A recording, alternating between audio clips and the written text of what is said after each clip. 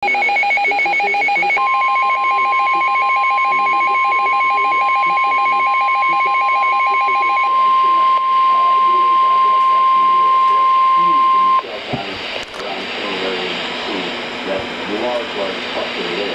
National Weather Service in Chicago has issued a severe thunderstorm warning for eastern DeKalb County in north central Illinois, southern Kane County in northeast Illinois, north central Kendall County in northeast Illinois until 8 o'clock p.m.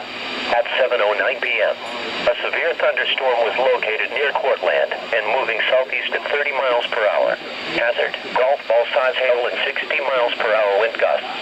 Source: radar indicated. Impact: people and animals outdoors will be injured.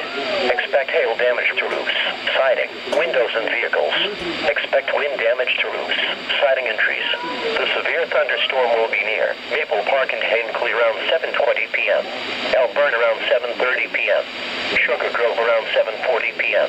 Interstate 88 between mile markers 92 and 114. This storm is producing damaging large hail. Seek shelter now inside a sturdy structure and stay away from windows.